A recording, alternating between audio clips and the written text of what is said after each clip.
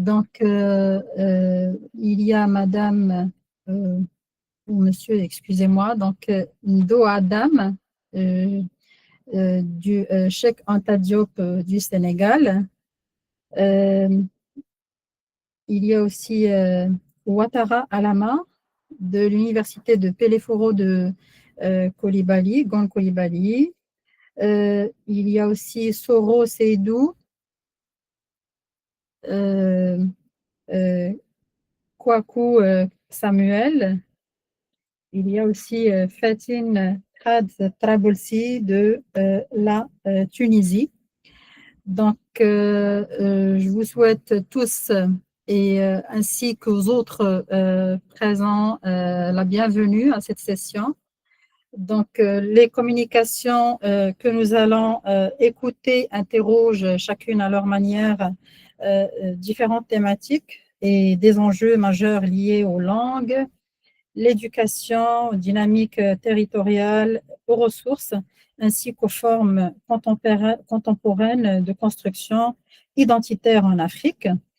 Donc, chaque intervenant aura 10 minutes pour présenter sa contribution. Donc, bien sûr, les questions et les échanges auront lieu vers la fin de l'ensemble des communications afin, bien sûr, de respecter le temps imparti. Donc, sans trop tarder, je vais peut-être passer la parole à Ndo Adam, qui va s'interroger sur l'utilisation des langues nationales dans le système éducatif formel. Quel bilan d'étape? Donc, je vous passe la parole.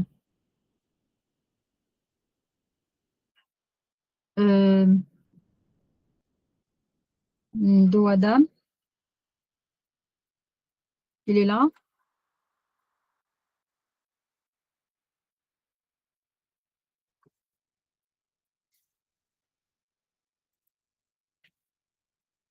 Bon, alors, je vais peut-être passer la parole en attendant à Ouattara Alama, c'est ça?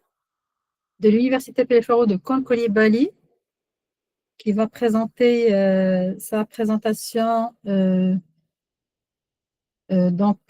sur les nations comme force de production délimitée. Il va présenter une présentation en anglais. Vous êtes bien là?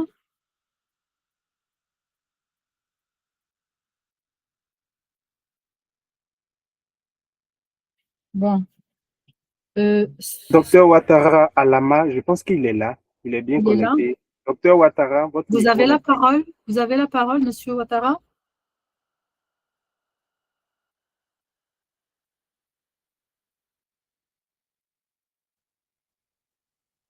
On avance. Pardon? C'est mieux d'avancer s'il n'est pas. Oui, donc je Passons. vais, sans tarder, je vais passer la parole à Kwaku Samuel de l'Université Félix à Côte d'Ivoire. Ou bien Fatine Trabolsi. Bonsoir à tous. Oui, je suis là. Bonsoir à tous. Vous Bon, me alors, percevez? oui, Monsieur Samuel, on vous entend très bien. Ok, il n'y a pas de problème. Mademoiselle Alors, Fatine, ça sera pour votre alors. D'accord, ok, pas de souci. Merci, merci. ok. Alors, J'ai Monsieur envoyé mon Samuel, PowerPoint. pardon? En fait, je disais que j'ai envoyé mon PowerPoint, donc je me disais que ça allait être projeté, partagé, pour que je puisse, tout le monde Vous puisse me pouvez le, suivre au même niveau. oui, vous pouvez le partager, s'il vous plaît, vous? Ça va être un peu difficile. Comme j'avais envoyé, je me disais que D'accord, ça allait être disponible. ok, d'accord. Ou bien vos Est-ce qu'on services ne l'ont pas est-ce qu'on peut, reçu. est-ce qu'on peut partager la présentation de Monsieur Samuel?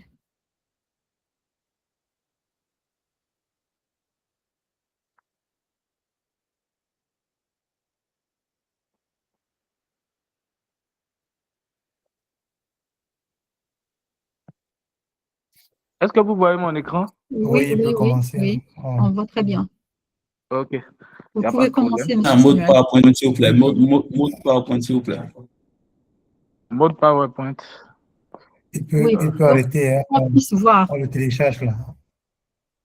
C'est bon comme ça? Il Vous peut pouvez arrêter son agrandir, s'il PowerPoint. vous plaît? Il faut agrandir un Ça peu. va être compliqué. Non, qu'il laisse, on le fait. Il peut commencer la présentation. Bon, vous avez la parole, Monsieur On est en Samuel. train de télécharger son PowerPoint. Ok, Il peut merci commencer. bien. Ok. Alors, je vous remercie pour l'occasion que vous me donnez de pouvoir, bien entendu, prendre la parole cet après-midi. Je suis doctorant en géographie à l'université Félix Houphouët-Boigny, inscrit plus précisément à l'école doctorale SCAL. Je vais donc cet après-midi vous entretenir sur la thématique suivante: difficulté d'accès à l'eau potable et émergence de stratégies locales adaptatives d'accès à l'eau dans les marges septentrionales urbaines abidjanaises, le cas donc de Ndautré en Côte d'Ivoire. Alors, le plan de notre communication sera articulé autour de 4 points majeurs. Notamment, nous présenterons le contexte et la pertinence, la problématique, la méthodologie et nous exposerons les résultats. Là, bon, je ne sais pas si vous voyez, si le PowerPoint suit son déroulement.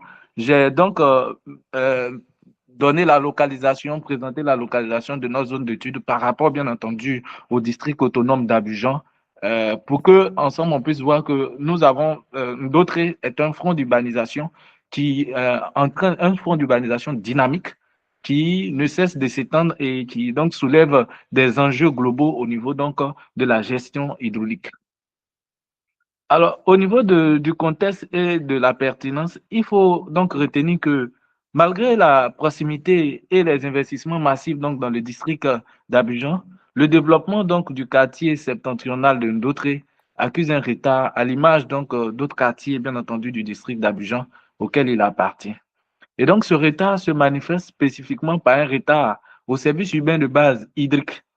Et les quartiers périphériques de la ville d'Abidjan sont en marge donc du réseau d'eau potable de la SODECI, entendez par SODECI, Société de distribution d'eau de Côte d'Ivoire. Par ailleurs, les zones desservies donc par le maillage du réseau de la SODECI sont en proie à une desserte intermittente. Ainsi, l'accès à l'eau est non seulement inégal, mais elle présente de nombreuses difficultés pour sa mobilisation.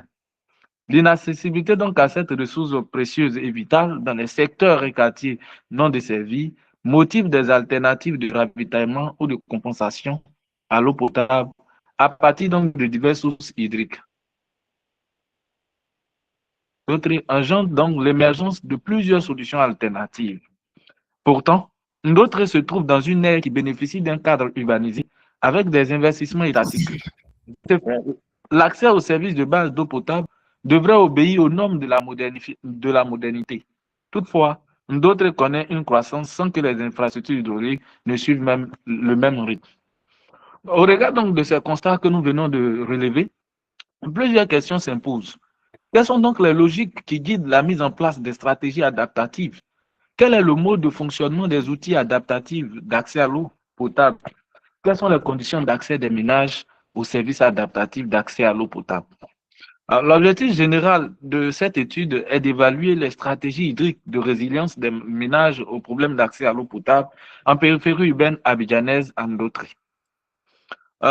S'agissant de notre méthodologie, elle a été construite autour d'une exploitation de la littérature, des observations de terrain, un entretien semi-structuré mené auprès donc des parties prenantes de l'hydraulique et un questionnaire de ménages administré au cours du mois de mars 2024 auprès de 384 ménages dans le quartier de Ndautré par le biais d'un questionnaire préétabli suivant la méthode probabiliste d'échantillonnage aléatoire simple.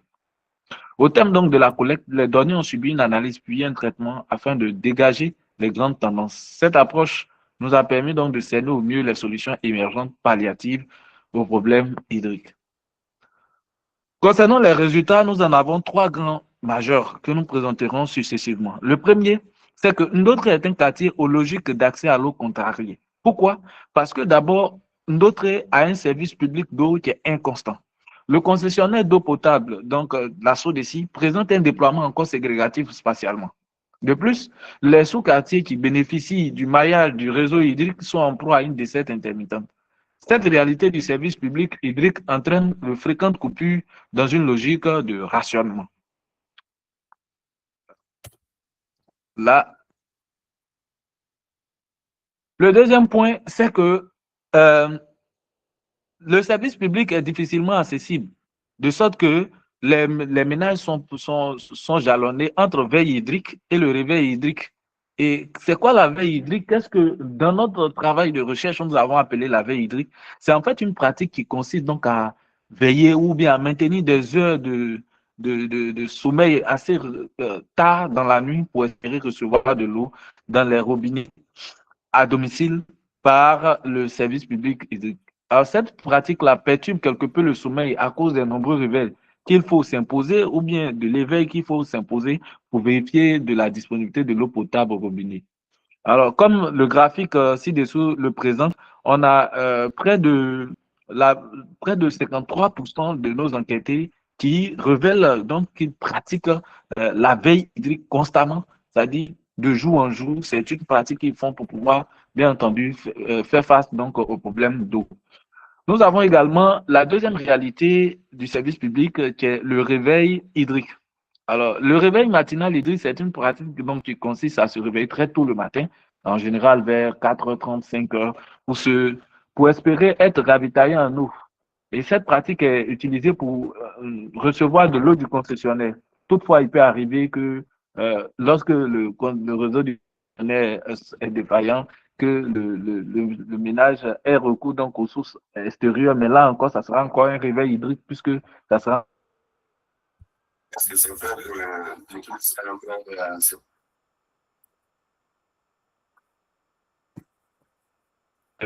Alors, nos enquêtes ont révélé que 50% donc des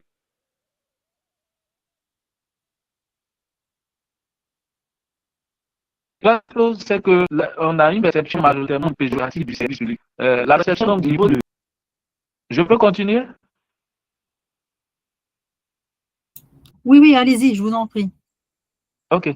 La perception du niveau de satisfaction des ménages permet de saisir l'appréciation des ménages dans la distribution des services d'eau potable. Et on voit qu'il y a près de 73% donc, de nos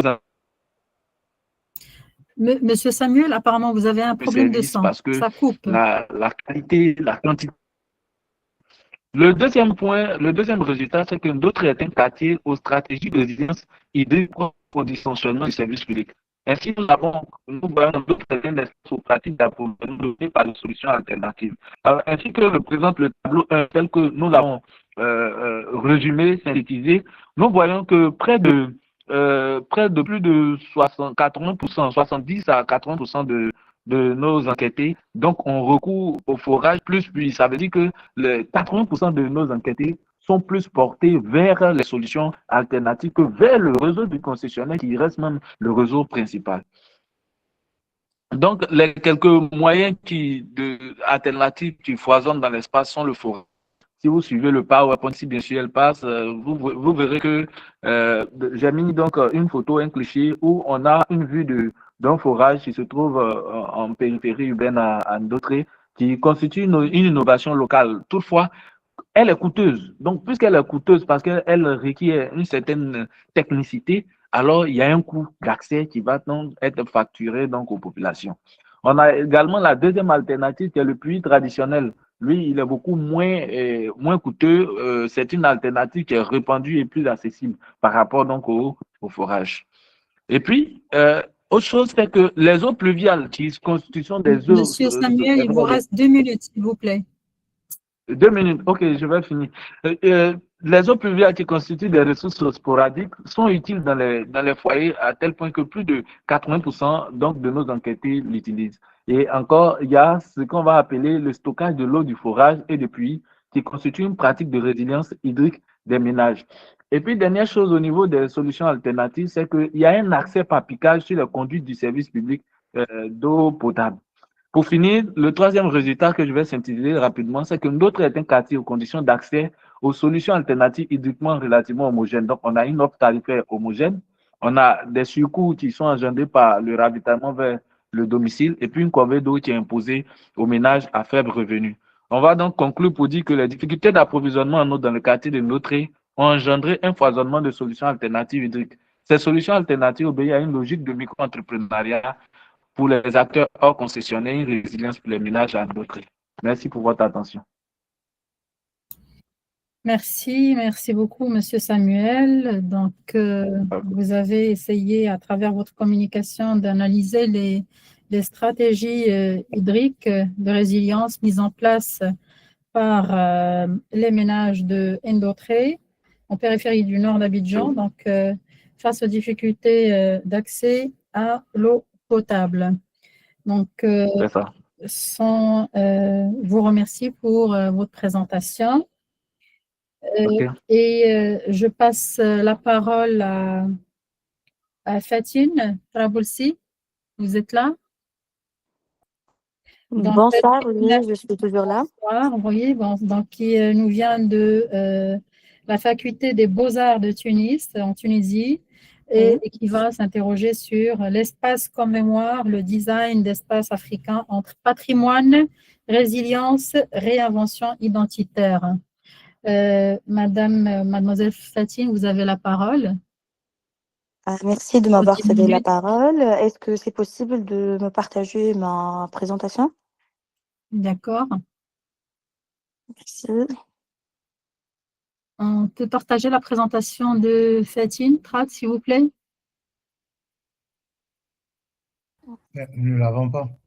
Si, je vous ai envoyé hier soir par mail. Non, il n'y en a pas. Vous pouvez la partager encore une fois, ma Fatine, s'il vous plaît? Je vous l'enverrai tout de suite par mail.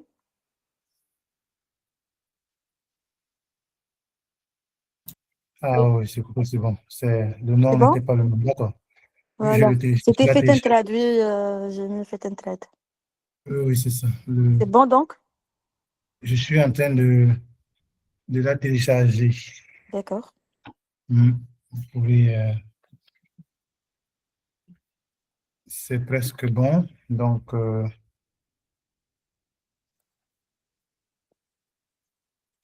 je n'ai pas oublié encore de communication, sauf que j'ai donné la parole, j'ai fait appel tout à l'heure à Do Adam, qui n'a pas répondu, après Ouattara Alama. Soro, je pense que je reviendrai vers vous juste après la communication de Fatine Trad. Je vous donnerai la parole. D'accord. Voilà. Alors, mesdames et messieurs, merci de votre attention. Donc, je suis Faten Trabilsi, enseignante docteur à l'Institut supérieur des beaux-arts de Tunis, en Tunisie. Donc, je vous présente ma communication dans le cadre du deuxième colloque international transdisciplinaire du réseau des chercheurs de l'Afrique contemporaine, intitulé L'espace comme mémoire, le design d'espace africain entre patrimoine, résilience et réinvention identitaire. Diapo 2. Donc, avant de commencer, je vous présente les concepts clés qui structurent cette réflexion. Afrique, design d'espace, mémoire spatiale, patrimoine, résilience culturelle et perspective post-coloniale. Donc, ma problématique centrale s'articule autour de 3 questions fondamentales. Premièrement, comment le design d'espace participe-t-il à la mise en forme de la mémoire collective africaine? Deuxièmement, quel enjeu de pouvoir et de représentation surgissent dans la conception des espaces muséaux commémoratifs et publics en Afrique? Et troisièmement, comment ces espaces peuvent-ils devenir des lieux authentiques de dialogue entre héritage historique et futur? Donc, ces questions sont essentielles pour comprendre le rôle stratégique que jouent les dispositifs spatiaux dans la construction de la souveraineté culturelle africaine. Donc, diapo 3, objectif de la recherche. Mon objectif principal est d'interroger le rôle du design d'espace, que ce soit la scénographie, le musée itinérant, l'aménagement d'espaces publics ou l'architecture éphémère, dans 3 dimensions majeures. Donc, premièrement, la construction de la mémoire collective en Afrique, c'est-à-dire comment les espaces façonnent-ils notre rapport au passé. Deuxièmement, la transmission et la réinvention des récits historiques, c'est-à-dire comment les sociétés africaines utilisent-elles le design spatial pour raconter leur propre histoire, leur propre identité. Et troisièmement, la décolonisation des regards et des pratiques spatiales. Donc, comment se libérer des modèles imposés pour construire une spatialité authentiquement africaine. Donc, ces trois dimensions sont interconnectées et constituent le cœur de ma démarche de recherche. Donc, diapo 4, c'est le contexte, rupture historique. Donc, pour contextualiser cette recherche, il est crucial de rappeler que l'Afrique traverse actuellement un moment de rupture historique majeure. D'abord, l'héritage colonial et ses traumatismes persistent profondément dans les structures spatiales, mentales et institutionnelles des sociétés africaines. Ensuite, les processus de décolonisation et d'indépendance, bien que datant de plusieurs décennies, sont loin d'être achevés. Pardon? Vous m'écoutez? Oui, oui, on vous entend très bien. Continuez, s'il vous Donc, plaît. c'est une décolonisation permanente que nous vivons. Enfin, la quête d'autonomie politique et culturelle associée à une réappropriation des récits historiques est aujourd'hui au cœur des enjeux identitaires africains, c'est-à-dire les espaces deviennent ainsi des lieux de cette quête. Ce tournant historique est précisément le moment où les designers et les penseurs africains doivent intervenir pour transformer les espaces en instruments de souveraineté culturelle. Diapo 5. Recomposition identitaire et migration. Donc, au-delà des ruptures historiques, l'Afrique connaît des recompositions identitaires profondes. La diaspora, c'est-à-dire ce sont les mouvements migratoires, qu'ils soient internes ou transnationaux, créent des circulations de culture et d'imaginaire. Les diasporas africaines transportent avec elles les mémoires, les pratiques spatiales de leur territoire d'origine. Le pluralisme culturel, aucun territoire africain ne peut être pensé comme homogène, c'est-à-dire la coexistence de multiples pratiques culturelles, religieuses et linguistiques, c'est une réalité qui doit être inscrite sur l'espace. Aussi l'hybridité, il ne s'agit pas de choisir entre tradition et modernité, mais de les fusionner intelligemment, bien sûr.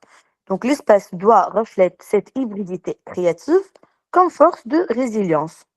Par conséquent, les espaces doivent être pensés comme pluriels, inclusifs et capables de refléter cette complexité identitaire africaine contemporaine. Donc, diapo 5, l'approche méthodologique. Donc, ma recherche s'appuie sur une approche Madame, méthodologique. Oui, il ne vous reste pas beaucoup de temps, s'il vous plaît. d'accord, je vais faire d'être plus vite.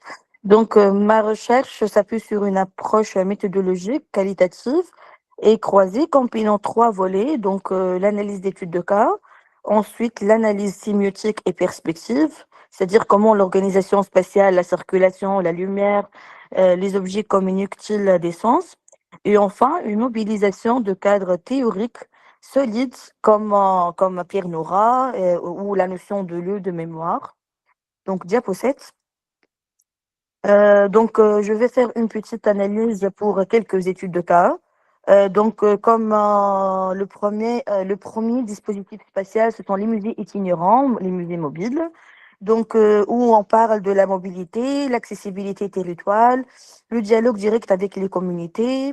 Donc, comme ces espaces créent une relation bidirectionnelle et la flexibilité, la flexibilité où chaque contexte local peut générer une exposition adaptée ou une narration modifiée. Donc, on prend l'exemple au Sénégal où ils ont fait l'exposition itinérante panafricaine qui s'appelle Prête-moi ton rêve, qui a circulé à travers plusieurs pays africains, notamment au musée noir de Dakar, au Maroc aussi, etc. Et aussi le musée au Burkina Faso, c'est le musée national et c'est une initiative d'exposition qui démontre comment les institutions culturelles s'engagent dans la transmission de la mémoire collective africaine. Diapo 8. Les espaces publics réaménagés aussi comme étude de cas. C'est bon? S'il vous plaît, veuillez passer à la conclusion, Madame Fatine. D'accord. Donc, c'est d'autres exemples comme l'espace public. Donc, les résultats, ma recherche s'attend à produire 4 résultats clés. Premier résultat, le design d'espace africain joue un rôle central dans la construction de récits alternatifs qui s'opposent et réfutent l'histoire coloniale et occidentale. Deuxième résultat, les espaces muséaux et publics deviennent authentiquement des lieux de résilience culturelle. Et troisième résultat, la conception spatiale contemporaine en Afrique articule intelligemment patrimoine, innovation, technologie et enjeux durables. Donc finalement, cette recherche soulève 3 catégories d'enjeux. Les enjeux, le dernier diapo, donc les enjeux et les perspectives. Donc les enjeux politiques, les enjeux sociaux comme l'inclusion, le dialogue intergénérationnel et les enjeux écologiques, la durabilité et la conception contextuelle. Donc ces enjeux constituent le cadre dans lequel doivent évoluer le design d'espace. Donc je vous renvoie à la bibliothèque qui combine ouvrages fondamentaux et merci pour votre attention. Donc, merci beaucoup. Sachant que, madame, j'ai pas pris mon temps parce que j'ai commencé à 15h52 et là, c'est 16h. Donc, j'aurais aimé Oui. d'avoir tout mon Oui. temps comme les autres. Oui. J'ai pas... Bon, Oui. vous pouvez commencer, vous pouvez terminer. Vous avez. Non, c'est bon, j'ai déjà zappé de 3 diapos qui c'était important. Donc, je On vous peut, jure on que j'ai peut revenir commencé sur à ce diapo. 15h. Pardon? On peut revenir sur ce diapo si C'est pas Vous grave. pouvez revenir au diapo si vous voulez. Hein. C'est pas grave, madame, c'est pas grave. Peut-être au débat, je peux revenir un peu. Revenir sur ces diapos. D'accord. Merci beaucoup. Merci, Merci à vous. Fatine.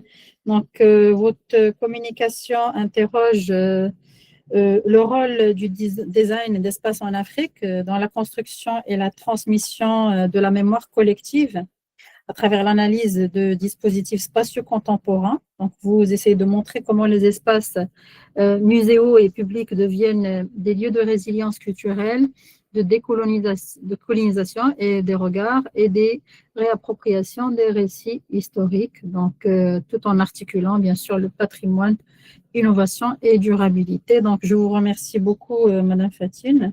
On aura l'occasion de revenir vers vous vers la fin à travers l'échange. Donc, je vous remercie encore une fois. Et sans trop tarder, je passe la parole à Monsieur Soro. Vous êtes là, Monsieur Soro? Oui, je suis là, madame.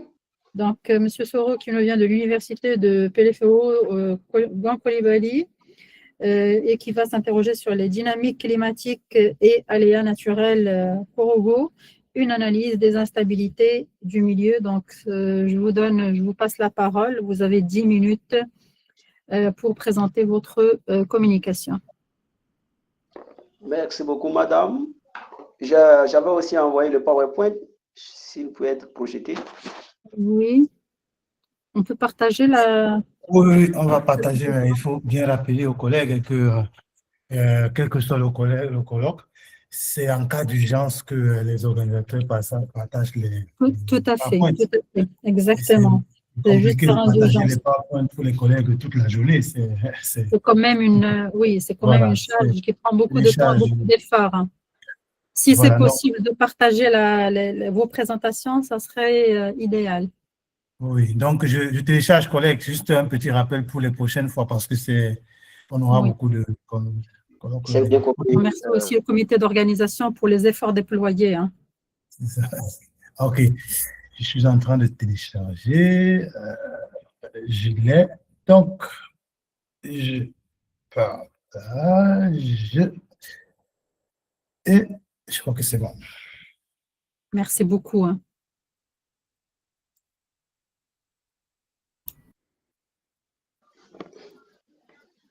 OK. Merci, madame. C'est d'où vous pouvez commencer. Je tiens tout d'abord à remercier le réseau des chercheurs de l'Afrique contemporaine pour l'honneur qui m'est fait de prendre la parole dans le cadre de ce colloque consacré au thème intitulé L'Afrique au tournant de son histoire, regard croisé sur les problématiques actuelles, dont notre communication est intitulée Dynamique climatique et aléas naturels à Korogo, une analyse des instabilités du milieu qui s'inscrit dans l'axe sciences environnementales. Notre travail va sur le plan suivant. Une problématique, une méthodologie, les résultats, la discussion et la conclusion. Pour ce qui est de la problématique, nous avons fait des constats. Donc, le premier constat stipule qu'il y a une accentuation de la variabilité climatique, fragilisant les équilibres du milieu, engendrant également une irrégularité croissante des précipitations. Aussi, les aléas naturels dominants sont fortement liés aux caractéristiques physiques du milieu local. La dynamique climatique est source d'inondations, d'érosion hydrique et éolienne et de glissement des terrains à Korogo. Si on peut faire passer le PowerPoint, ou bien c'est moi qui dois... De plus, selon l'agence ivoirienne de presse, en mars 2024, de nombreux villages du département de Korogo ont été le théâtre des vents violents et d'inondations engendrant 4 décès et plus de 400 familles sinistrées. En juin 2024, l'espace urbain de Korogo a connu des orages violents avec un bilan tragique de 3 décès. Cette situation nous amène à formuler le problème de recherche suivant, qui stipule qu'en début de l'existence des travaux sur les risques naturels en Côte d'Ivoire, la ville de Korogo demeure confrontée à une croissance des aléas naturels, notamment l'érosion, les inondations localisées et les mouvements de masse dont la fréquence semble s'accentuer sous l'effet de la fluctuation climatique. La question de recherche qui ressort est comment les dynamiques climatiques contribuent-elles à l'intensification des aléas naturels et l'instabilité du milieu à Korogo. Alors, l'objectif principal de cette recherche est d'analyser l'impact de la variabilité pluviométrique sur la survenue des risques naturels, notamment le risque d'inondation et d'éboulement et les mouvements de masse dans la ville de Korogo, chef-lieu du district des Savanes. Elle consiste plus spécifiquement à identifier les types de risques naturels dans la ville, leur impact et présenter le profil climatique de la ville de Korogo. Nous avons donc mis en place une méthodologie qui prend en compte une technique de collecte qui va nous conduire à une recherche documentaire et la collecte des données sur le terrain. Il est très important de stipuler de noter que les données démographiques de cette étude ont été obtenues à l'INS, l'Institut national de la statistique, qui est aujourd'hui qui est l'ANSTAT, l'Agence nationale de la statistique. Les données climatiques, quant à elles, proviennent de la SODEXAM, Société d'exploitation et de développement aéroportier, aéronautique et météorologique. Toujours dans la méthodologie, nous avons collecté des données sur le terrain à travers l'observation directe qui a permis donc de localiser les quartiers les plus exposés aux aléas naturels, d'identifier les types d'aléas dans les différents quartiers et une enquête de terrain également qui nous a permis donc de faire des entretiens avec la direction technique de la mairie de Korogo, la direction régionale du ministère de la Construction, du Logement et de l'Urbanisme et des questionnaires adressés aux ménages dans les différents quartiers. La méthodologie aussi nous présente une carte de distribution des ménages enquêtés dans les différents quartiers. Alors, nous avons enquêté 387 ménages sur 20 quartiers, dont la taille de l'échantillon est déterminée grâce à la formule de Fischer avec la base du dernier RGPH, le recensement général de la population, qui remonte à 2021. Le choix des quartiers et des ménages est motivé par une stratification spatiale et un choix raisonné fondé sur des critères historiques de forte densité démographique et l'affluence des potentiels aléas. Alors, pour le traitement, voici les logiciels qui ont été donc utilisés, FINS 14.5, Kobo Collect, logiciel Excel, Aguise, Adobe Illustrator. Il est aussi important de noter que l'analyse des données, surtout les données climatiques, prend en compte les tests statistiques de Petit, Mankendal sur ISTAT 2014 pour identifier les ruptures et les tendances. À présent, nous allons donc présenter les résultats. Le premier résultat nous montre ici la tendance pluviométrique de la ville de Korogo de 1970 à 2022. La figure présente deux grandes tendances pluviométriques. La première part de 70 à 2005 et décrit une phase sèche.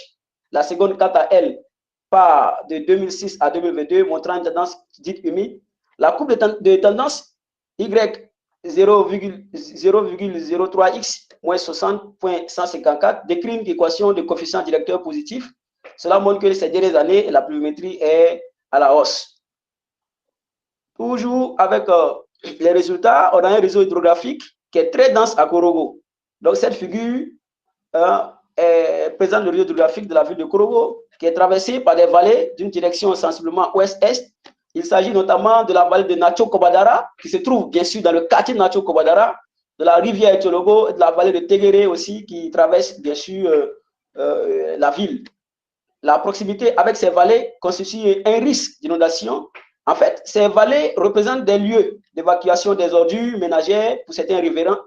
Cette situation réduit le passage de l'eau, exposant donc les ménages qui y vivent à des risques d'inondation.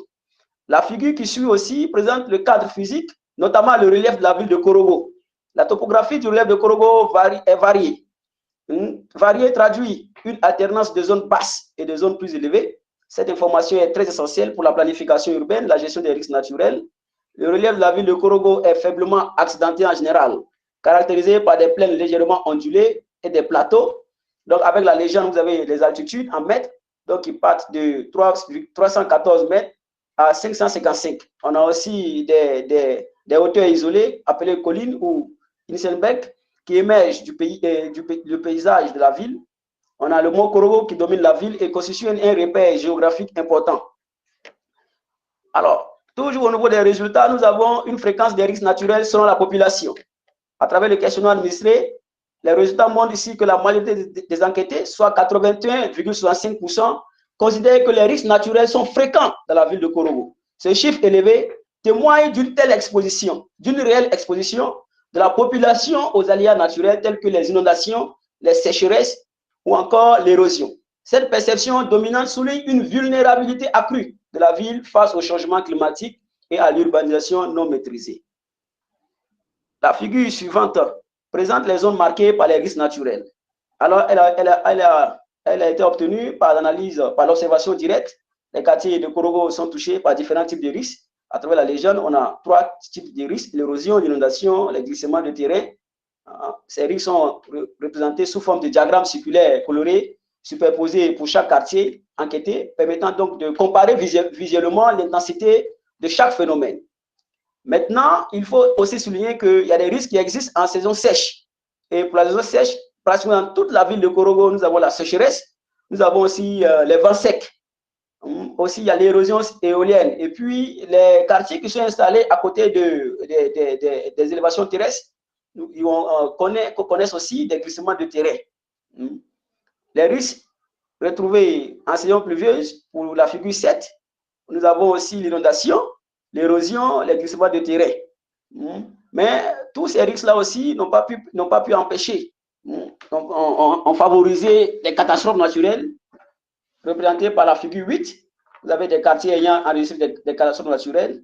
La couleur rouge foncé, c'est la présence des catastrophes dans les différents quartiers. Quand vous prenez un peu toute la ville, vous avez des quartiers Tegere et autres qui ont connu des catastrophes. C'est l'image de la photo. Il vous reste 2 minutes, s'il vous plaît. D'accord, bien reçu, madame. La photo qui suit illustre le cas d'une inondation de voies de communication au quartier Kassirime et d'un domicile en saison pluvieuse dans la ville de Korogo. Donc, la première image a été prise lors de l'enquête de terrain suite à une forte pluie suivie d'une tornade survenue dans la nuit du 7 juillet 2024. Elle a entraîné de nombreux dégâts matériels, surtout l'inondation des domiciles, des voies de communication, de véhicules. Les images de la planche 1 indiquent le débordement des eaux. Ces eaux inondent la voie de communication. Donc, ça, c'est un cas de catastrophe. Vous avez vu un véhicule même qui est en train de nager. Ensuite, au niveau de la discussion, pour aller un peu plus vite, au niveau de la discussion, on retient que la variabilité climatique, notamment la pluviométrie, influe sur les aléas naturels dans la ville de Korogo. Pendant la saison pluvieuse, les populations sont exposées à plusieurs risques, notamment les inondations, les éboulements et l'érosion hydrique. Le risque le plus manifeste de notre espace d'étude est le risque d'inondation. Cela est confirmé même par Boko et al. En 2013 via les enregistrements du Bureau de la coordination des affaires humanitaires des Nations Unies qui indiquent des cas d'inondation dans le nord de la Côte d'Ivoire, notamment Korogo en 2006 et 2007. Selon Nicholson, Les fluctuations pluviométriques dans la zone soudano-sahélienne sont marquées par une alternance d'années excédentaires et déficitaires, témoignant d'une instabilité structurelle. Monsieur Soro, s'il vous plaît, veuillez passer à la conclusion. Merci, madame. Cette étude apporte donc une contribution scientifique en démontrant l'impact de la variabilité climatique sur les aléas naturels à Korogo. Les implications pour la gestion des risques naturels sont le renforcement du système de drainage, la planification urbaine en fonction des zones et des types de risques et la sensibilisation de la population aux mesures de prévention des catastrophes naturelles. Ces actions favoriseront la réduction de la vulnérabilité des populations et optimiseront la résilience des collectivités face aux fluctuations climatiques. Merci de votre aimable attention. Je vous remercie. Merci à vous, Monsieur Soro. Merci pour cette contribution stimulante.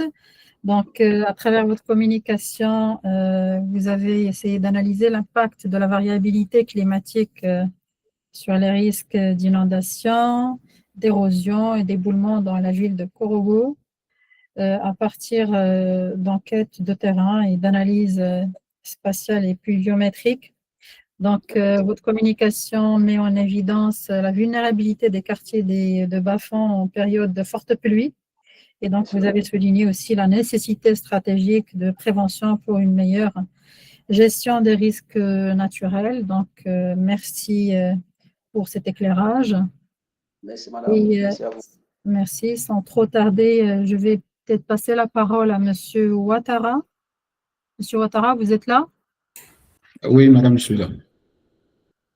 Alors, Monsieur Ouattara Alama, qui nous vient de l'université de Gangoli Bali, donc qui va s'interroger, excusez-moi, je vais dire le titre peut-être en français, je ne suis pas anglophone, donc les nations comme force de production délimitée, réflexion sur les frontières, l'indépendance, vous me corrigez si j'ai tort, et la souveraineté dans un grain de blé, voilà, et des villes on the cross, je pense, Ngogi,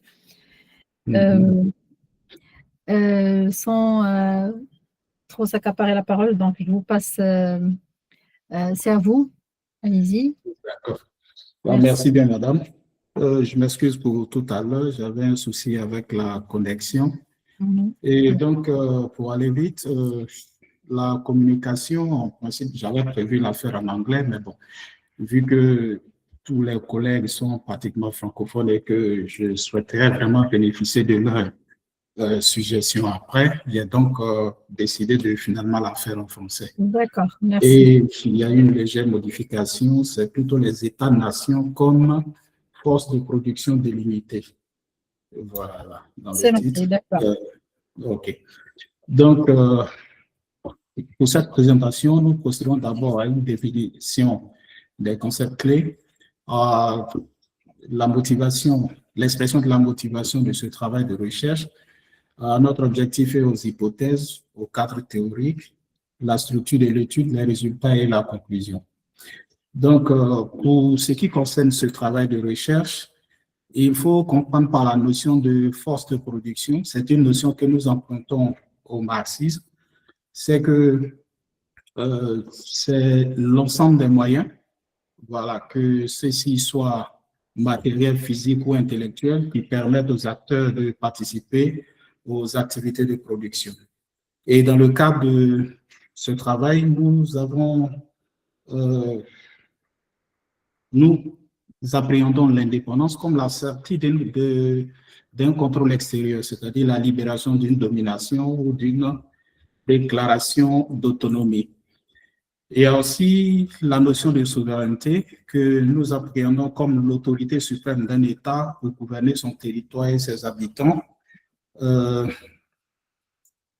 tant à l'intérieur bien sûr qu'à l'extérieur. Et l'autre notion clé que nous abordons, c'est la notion, c'est l'idée d'État-nation. Voilà, parce qu'il y a l'État, il y a la nation, mais nous avons plutôt planché pour la notion État-nation, qui est l'idéal où l'identité collective d'une nation coïncide avec la souveraineté et les institutions d'un État. Cela dit, nous passons donc aux motivations de ce sujet. Le choix de ce sujet relève du fait que de plus en plus nous notons une montée des discours souverainistes en Afrique. Et puisque je suis spécialiste de littérature, donc je fais un tour de la littérature et on se rend compte que la critique des œuvres de Ngugi généralement aborde la question de la nation en tant que réalité juridique, politique et culturelle. Mais dans les œuvres de Ngugi, il y a très souvent une question qui revient, c'est celle de savoir ce qu'est une nation qui ne maîtrise pas ses forces de production.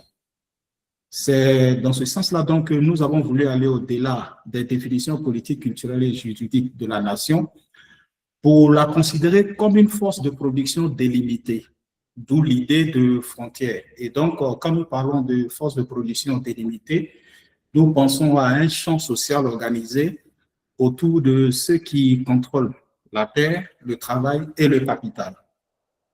Et nous avons pour objectif de montrer que le corpus, c'est-à-dire A Grain of Wheat et Devil on the Cross, met en lumière le paradoxe d'une indépendance politique dépourvue d'émancipation économique dans l'État-nation postcolonial.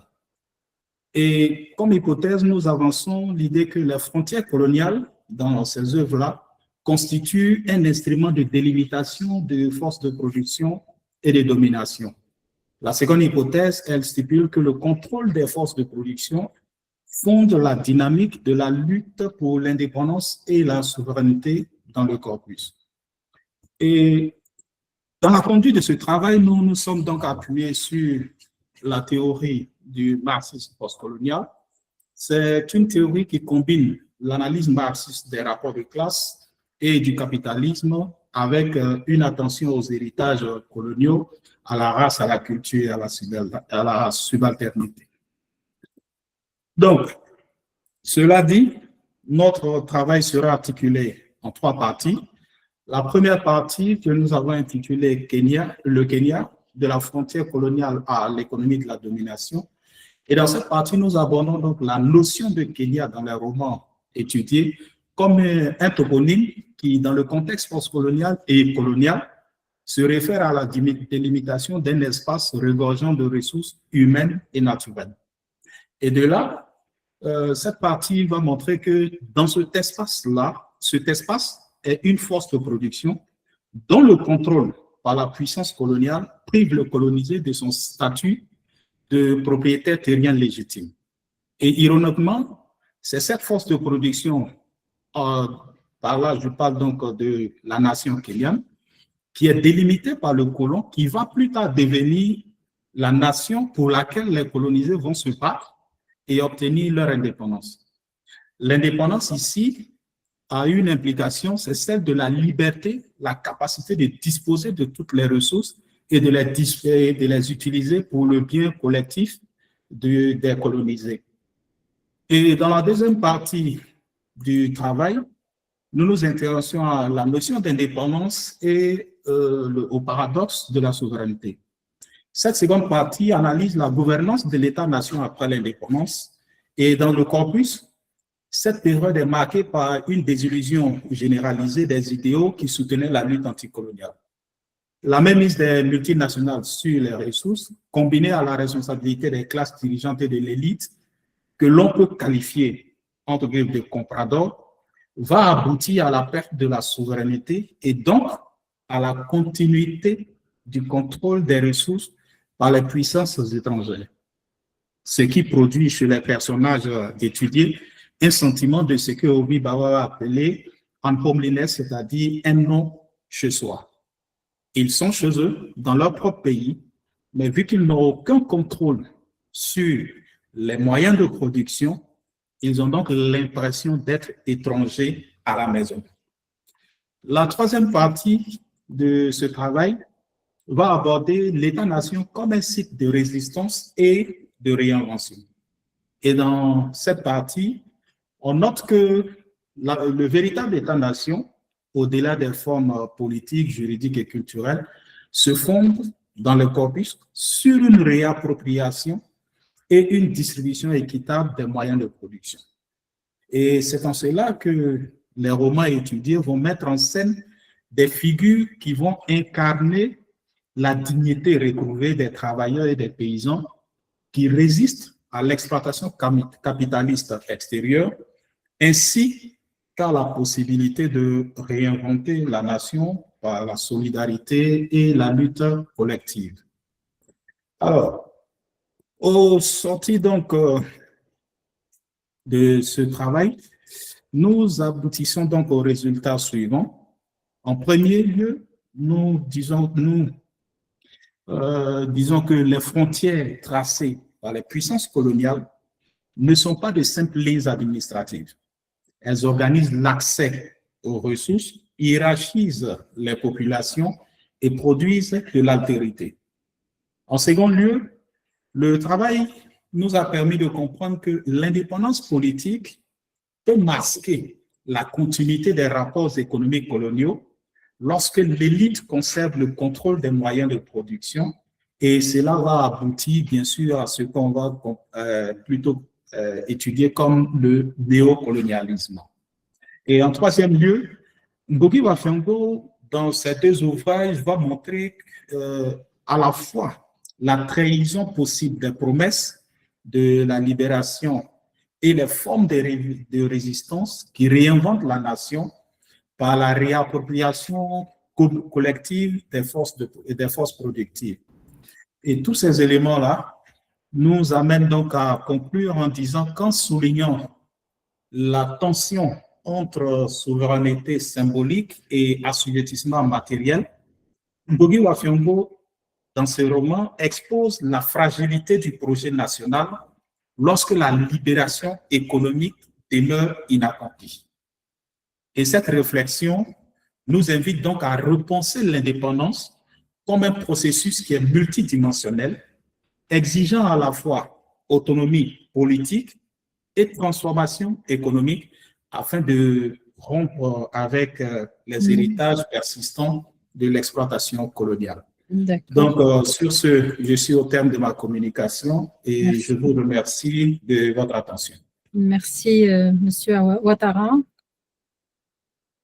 Je vous en prie. Merci, merci. Donc, Monsieur Ouattara, sa communication s'interroge sur la notion de nation en soulignant le décalage entre souveraineté politique et dépendance économique, et vous invitez à repenser l'indépendance comme un processus à la fois politique et économique. Je vous remercie pour cette présentation intéressante. Je ne sais pas si Ndoa Dam est là. Ndoa Dam. Donc, sur la communication de Ouattara Lama, donc on termine nos communications pour ce panel et j'ouvre le débat pour vos questions, vos remarques, vos échanges. Alors, si vous avez des questions, vous levez la main, s'il vous plaît.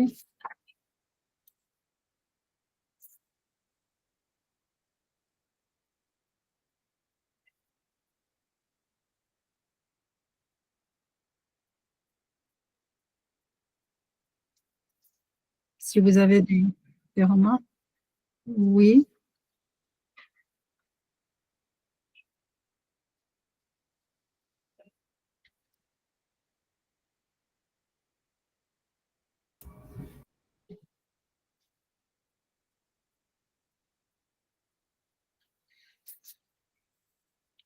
Est-ce qu'il y a des remarques, des questions?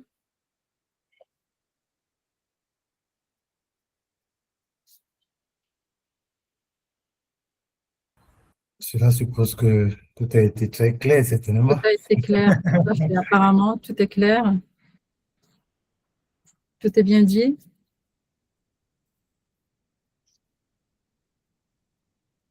Oui, Monsieur Amar Ismaili. Oui, Madame la Présidente. Alors, je vous remercie pour la qualité de votre modération. Je félicite Merci à vous. les participants donc pour leurs travaux. Alors, j'ai une petite question à Madame Fatine. Oui, allez-y. Oui, Madame donc, Mathilde? oui. Alors, la communication porte sur donc le design et son espace dans le contexte africain. Est-ce que vous ne pensez pas qu'il y a donc un grand contraste entre les différents pays de l'Afrique, surtout euh, entre donc le nord et le sud? Contraste au niveau de quoi exactement? Donc, entre les deux contextes. Alors, est-ce que c'est le même parce que vous parlez du contexte africain de façon générale? Donc, est-ce que vous pensez que il y a plus de points communs ou bien plus de divergences, surtout lorsqu'on parle donc du Nord en comparaison avec le Sud de notre continent? D'accord. En fait, le contexte, bien sûr, n'est pas le même sur toute l'Afrique. Il y a des points communs, comme l'héritage colonial, les enjeux de mémoire, les recompositions identitaires, mais ils se manifestent différemment selon les régions, les histoires politiques et aussi les dynamiques sociales. Donc, on peut retrouver des problématiques partagées, une colonisation, indépendance, construction des États ou de mémoire. Mais bien sûr, chaque pays a ses temporalités, a ses récits, ses urgences. Donc, on peut parler d'un cadre commun, mais avec des variations fortes qui obligent à contextualiser chaque dispositif spatial. Donc, je cite à titre d'exemple, comme les histoires coloniales différentes, il y a des empires coloniaux, modalités d'administration, aussi la langue qui se différencie d'un pays à un autre, les politiques patrimoniales. D'autre part, il y a les expériences politiques et mémorielles spécifiques, c'est-à-dire certains pays ont construit des espaces de mémoire autour d'un conflit récent, d'autres autour de la traite, de génocide ou de lutte anti-coloniale. Et voilà, donc il existe des problématiques transversales à l'échelle du continu, mais leur traduction spatiale est toujours située, c'est-à-dire c'est pourquoi l'approche privilège des études de cas et la lecture contextuelle des dispositifs, malheureusement que j'ai pas pu terminer les analyser tout à l'heure. Donc voilà, donc non, le contexte n'est pas le même sur toute l'Afrique. D'accord. Merci beaucoup pour votre réponse, Madame Todd. Merci. Merci à vous. Je pense que Dr Paul Béni, il a levé la main. Monsieur D'accord, Paul. merci Madame la modératrice. D'accord, je voudrais que le collègue Soro Seydou, qui a parlé des aléas climatiques à Korogo, revienne sur les stratégies de prévention qu'il propose pour une meilleure gestion des risques. Donc, on peut mettre en place ces stratégies de la prévention des risques naturels, comme il a dit, dû à la pluviométrie. Comment on peut mettre cette stratégie-là en place pas à pas? J'aimerais qu'il revienne un peu là-dessus pour me donner encore plus d'éclairage. Merci. C'est monsieur, oui, la question, elle est destinée à monsieur Soro, je pense. Soro Seydou, c'est avec, Voilà, Soro Seydou. oui, Oui, c'est ça. madame, Répondre? Oui, monsieur oui, je Seydou. suis là. Bon, merci beaucoup, cher docteur, pour la question. Il faut dire que l'article que j'ai présenté, bon, ce PowerPoint provient d'un article. Mais ici, je n'ai pas présenté de façon détaillée les stratégies. Mais dans la conclusion de ce PowerPoint, j'ai plutôt, c'est comme c'est une question ouverte pour dire que le diagnostic qu'on vient de faire qui stipule que il y a la présence d'aléas naturels dans la ville de Korogo dû bien sûr à la fluctuation climatique. Une des solutions, bien sûr, c'est donc de mettre en place des stratégies. Mais déjà, je peux citer de façon pêle-mêle les stratégies parce que j'envisage de faire un autre article où je veux mettre en rapport les actions déjà entreprises par les autorités et par les populations et puis bien sûr avec la recherche documentaire et puis nous-mêmes, notre petit apport, proposer des stratégies. Comme stratégie, j'ai dit qu'il faut que la ville soit bien drainée. C'est-à-dire il faut installer des caniveaux en tenant compte bien sûr des pentes dans tous les quartiers. Parce que quand on prend un peu les travaux d'aménagement ou bien de bitume, souvent quand on observe le caniveau, la dimension est la même du début jusqu'à la fin de la route, sans tenir compte des pentes, sans tenir compte des bas-fonds et autres. C'est la première stratégie que je propose. Donc, la planification urbaine également. Et puis aussi, il faut que la population soit sensibilisée. Nous avons aussi un article en cours qui prend en compte la perception des aléas naturels et climatiques par la population. Parce que toute mesure qu'on va mettre en place, si la population n'a pas plus conscience du danger qu'elle court, alors il faut dire que ces mesures sont vouées déjà à l'échec. Donc, de façon voici les stratégies que je peux déjà présenter au doyen. D'accord. Merci beaucoup, Monsieur Seydou. Merci.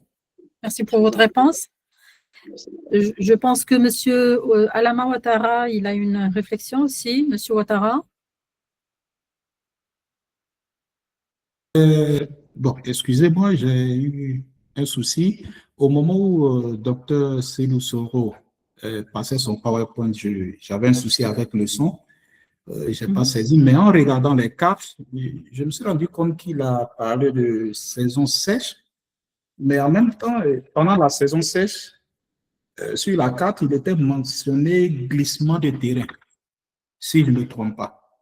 Je n'avais pas le son, donc peut-être que je n'ai pas bien saisi, mais bon, excusez, je suis littéraire, les questions environnementales, c'est un peu bizarre, mais je voulais savoir, en saison sèche, les glissements de terrain, ça se passe comment? D'accord. Alors, monsieur, vous voulez répondre, s'il vous plaît? Allô? Oui, docteur. Bon, il faut dire que je voudrais corriger quelque chose. Je ne suis pas docteur, je suis doctorant. Voilà.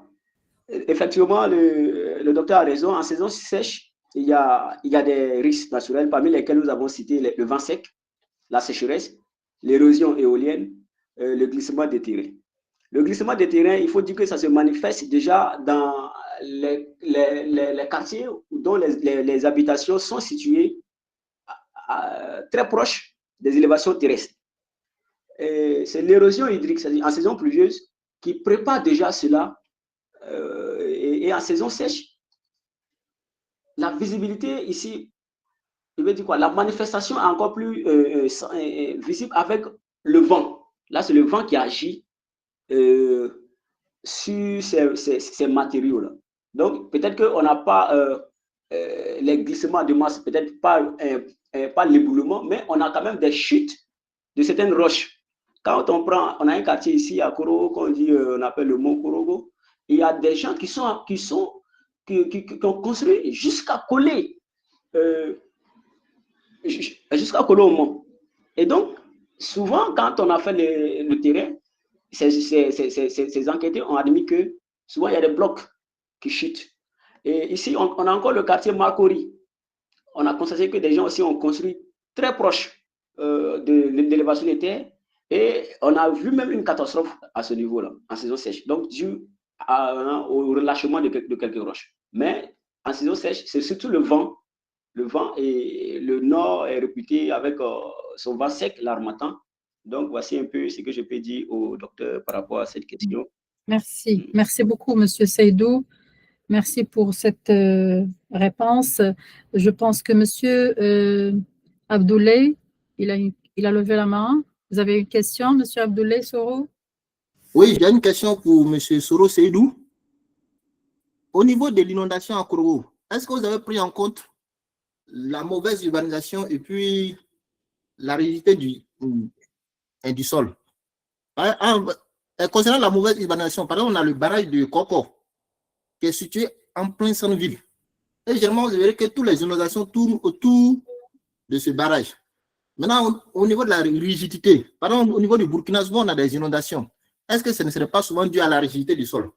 Puisque le sol étant rigide, C'est pas pour eux. Quand il pleut, le sol n'arrive pas à absorber l'eau. Est-ce que c'est pas aussi dû à ça? C'était là ma préoccupation. Monsieur Soro, votre sujet est tellement, Monsieur Soro, votre sujet est tellement intéressant. Effectivement. Vous avez beaucoup de questions. Oui, effectivement, le docteur a raison. La contribution que le docteur vient de soulever témoigne des facteurs des aléas naturels. Il y a je pense que je l'ai mentionné dans la lecture, il y a effectivement l'urbanisation non maîtrisée. Voilà. Et aussi le comportement des riverains qui souvent jettent les ordures, donc qui bouchent un peu le passage de l'eau. Donc il a raison et je vais en tenir compte pour pouvoir améliorer mes travaux. Ok, d'accord. Merci beaucoup, c'est très bien. Pas d'autres questions, s'il vous plaît?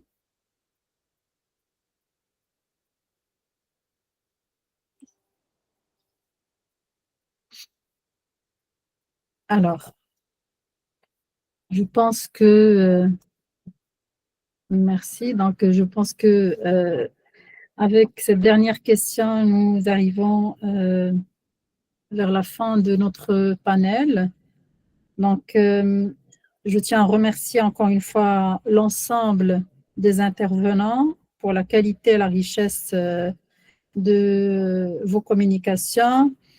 Je remercie aussi le public là présent pour son attention et les questions pertinentes. Je pense qu'il y a une autre question apparemment. C'est ça?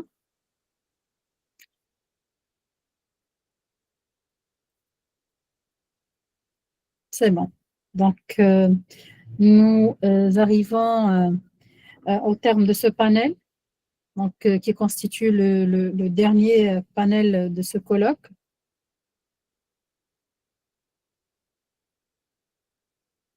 Pas d'autres remarques? Donc, bien sûr, les échanges et les réflexions proposées tout au long de ces communications, elles ont été vraiment très, très riches. Elles ont permis de mettre en lumière les enjeux majeurs en sciences de l'éducation, dans les champs de recherche aussi connexes, et viennent ainsi clore les travaux scientifiques de notre colloque. Je tiens aussi à remercier chaleureusement les personnes ayant contribué à l'organisation, un comité d'organisation qui a fait un énorme travail pour réussir cet échange virtuel. Les personnes aussi qui ont contribué au bon déroulement de cet événement scientifique. Je vous remercie toutes et tous pour votre participation. Et s'il vous plaît, peut-être je vais passer la parole à Monsieur Dr Paul, si vous voulez ajouter un dernier mot.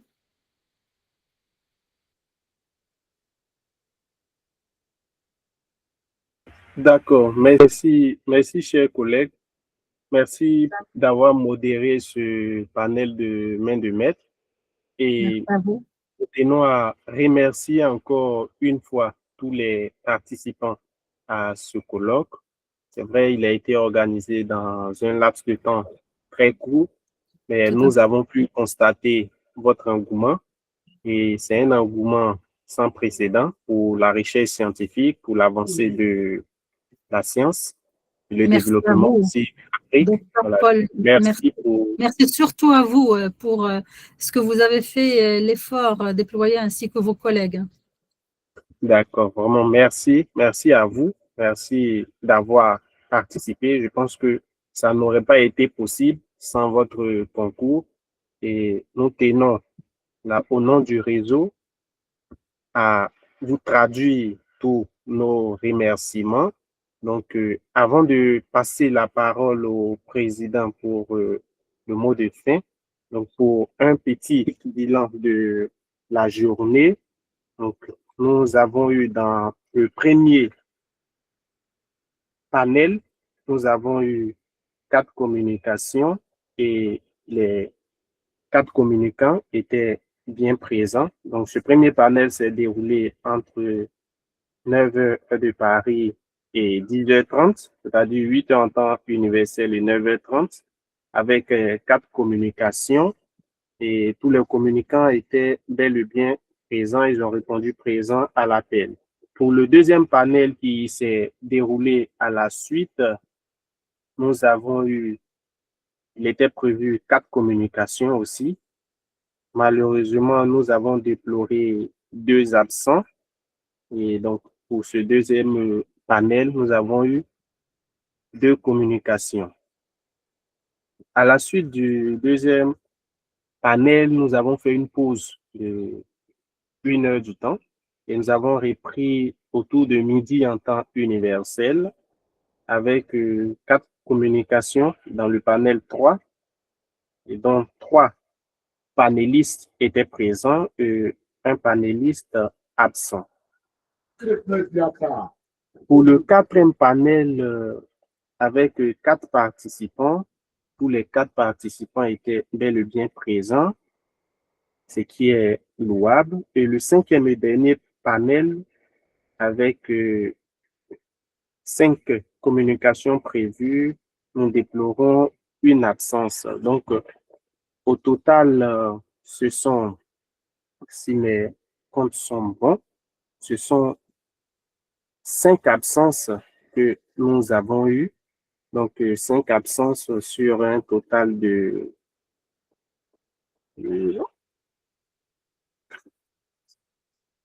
sur un total de 21 communications. Nous pouvons dire que nous avons 21 communications, 5 absences, donc nous avons eu 16 communicants qui ont été présents. Vraiment, merci, ce sont de bonnes statistiques, je dirais, pour un colloque organisé en un si court laps de temps.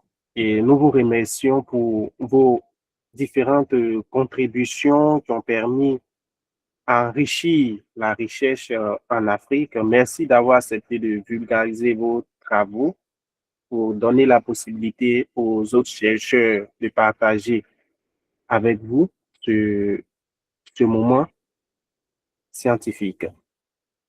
Et permettez-moi encore une fois de présenter le réseau des chercheurs de l'Afrique contemporaine. Donc, le réseau des chercheurs de l'Afrique contemporaine est un réseau qui vise donc à rassembler plusieurs chercheurs autour de thématiques qui contribuent à l'évolution, au développement de l'Afrique. Donc, le slogan du réseau est « Redonner à l'Afrique toute sa grandeur originelle et booster son développement ». Donc, il s'agit pour notre projet de chercheurs de l'Afrique de créer un espace de rencontre et d'expression scientifique à l'échelle continentale et internationale à travers nos plus de 50 pays en Afrique. Donc, à travers ces différents pays, à travers ces plus de 50 pays, nous ambitionnons d'avoir des représentations nationales et sous-régionales. Donc, aussi des représentations internationales du réseau. Donc, le réseau aura un programme général qui sera appliqué dans les différentes antennes avec un responsable de suivi et de mise en œuvre. Pour encourager, motiver ses membres, le réseau, pour encourager, motiver ses membres, le réseau décerne aussi des prix que nous avons dénommés les prix RESA Afrique, qui sont les awards de la recherche scientifique en Afrique et sur l'Afrique. Il s'agit de primer les chercheurs qui se distingueront chaque année sur le plan scientifique. Donc, chaque édition sera à l'honneur d'un grand homme ayant marqué l'histoire de l'Afrique ou une personnalité scientifique africaine. Donc, à ce titre, nous avons 5 catégories de primés. Donc, la meilleure thèse de l'année, donc une thèse soutenue. Le meilleur projet de thèse de l'année, c'est-à-dire un concours ma thèse en 5 minutes au lieu de 3, comme le fait l'AIF. On aura aussi la catégorie meilleur artiste scientifique de l'année et aussi meilleur et aussi et aussi meilleur ouvrage scientifique de l'année. Nous avons le 5e et dernier prix, c'est meilleur ouvrage non scientifique de l'année. Donc, ces travaux devront porter sur une problématique liée à l'Afrique, donc à sa culture et à son développement économique. Donc, il y aura un comité désigné à cet effet. Donc, les prix seront financés à travers les inscriptions des membres au réseau. Donc, pour s'inscrire dans le réseau, nous avons un lien que nous mettons à votre disposition. Docteur Sommet, si vous pouvez déjà partager le lien, j'ai du mal à le faire ici. Le lien d'inscription, il faut se préinscrire d'abord et ensuite s'inscrire. Donc, pour toutes ces personnes qui souhaitent s'inscrire au réseau des chercheurs de l'Afrique contemporaine, donc nous partageons le lien tout à l'heure. Donc, il faut déjà être préinscrit et plusieurs d'entre vous sont déjà préinscrits, mais ce qui vous donne le droit de membres, il s'agit de payer son droit d'adhésion. Donc, pour les étudiants, c'est 5 000 francs et une cotisation annuelle de 10 000 francs. Donc, un total du premier versement qui s'élève à 15 000, soit à 23 euros.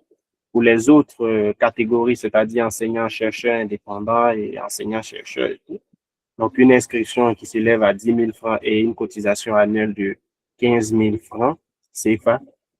Pour un taux de premier paiement, c'est 25 000 francs, soit 39 euros. Donc, l'inscription se paiera une fois pour toutes et les cotisations se feront de manière annuelle. Donc, pour chaque année, nous allons lancer les prix qui ont été récemment évoqués.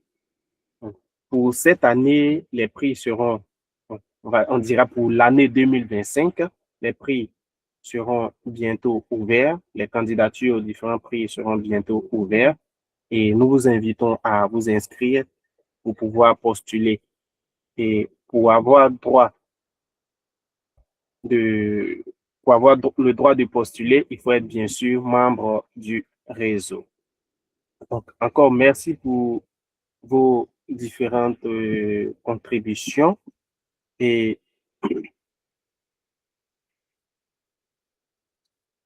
merci encore. Donc, je vais passer la parole au président du réseau, le docteur Ghislain Essomé, qui va nous donner son mot de fin avant de clore cette journée.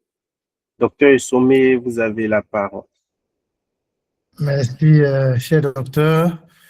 J'ai vu la main du collègue Charles qui est levé, donc je pense qu'on va lui passer la parole et puis moi je vais dire en 30 secondes clôturer les travaux. Docteur, monsieur Charles.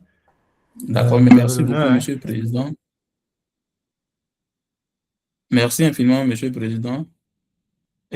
Bon, je n'étais pas à la réunion du 21 sur Facebook, mais je voulais savoir, est-ce que concernant les attestations, comment est-ce que ça va se passer? C'était ma préoccupation. Merci infiniment. D'accord, nous allons y revenir. Voilà, nous allons y revenir. Concernant les attestations, nous allons les confectionner et vous les envoyer. Donc, le comité d'organisation s'en charge. Donc, au plus tard, à la fin de la semaine, je pense que vous serez en possession de vos attestations. Donc, nous vous prions de bien rester actifs sur nos différents réseaux. Nous pourrons partager l'information sur les différents réseaux, comment faire pour entrer en possession de son attestation. Et comme l'a dit, c'est un comité d'organisation très restreint et au vu des différentes charges de travail que cela nécessite. Donc, nous vous prions de bien vouloir rester en alerte. Vous pouvez nous suivre sur le Digipad, sur la page Facebook pour être informés. Donc, merci. Le collègue Omar Ismaili a aussi levé la main. Donc, collègue, vous avez la parole. Oui, merci, chers collègues. Donc, merci à tous les organisateurs pour cette opportunité scientifique, donc qui renforce aussi bien la fraternité africaine et aussi la recherche scientifique au niveau de notre continent. J'ai une petite question. Est-ce que les modérateurs et les modératrices auront également une attestation? Et donc, bien, bien évidemment. Oui. Oui, donc merci pour votre confirmation et j'espère bien avoir l'opportunité pour participer avec vous au niveau d'autres manifestations et j'annonce ma disponibilité donc en tant que membre de comité d'organisation ou pour donc aider le réseau. Et je vous remercie infiniment. D'accord, merci, chers collègues. Donc, nous allons passer la parole au président du réseau des chercheurs de l'Afrique contemporaine pour nous donner son mot de fin. Docteur Sommet, vous avez la parole. Merci beaucoup, docteur SG, pour votre brillante modération, la conduite de ces travaux cette journée. Je tiens aussi à remercier tous les différents modérateurs qui se sont succédés et qui ont fait de belles présentations, je veux dire de belles modérations.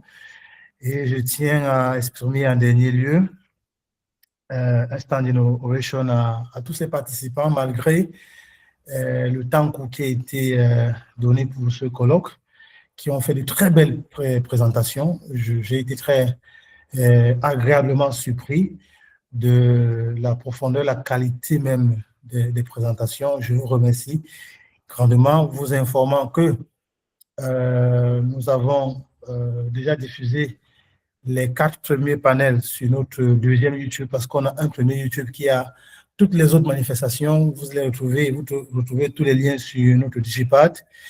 Je vous invite aussi à la suite du SG à vous inscrire au réseau, parce que aucune organisation ne peut fonctionner sans financement. Si on organise un prix, c'est pour vous, c'est pour nous, c'est pour primer la recherche, le travail des uns et des autres. Si on organise des colloques comme ceci, ça demande aussi, par exemple, d'avoir des comptes professionnels, etc., d'utiliser les anti-plagiats. Donc, vous comprenez que nous avons besoin de vous tous, de nous tous, pour que le réseau puisse tenir bon et sur le long terme. Sur ce, je déclare close cette session et je déclare close ce deuxième colloque international du réseau des chercheurs de l'Afrique contemporaine. Je vous remercie. D'accord, merci encore, Monsieur le Président. Donc, encore merci. Donc, nous allons encore vous inviter à voir aussi, si vous avez manqué quelques communications, à les voir sur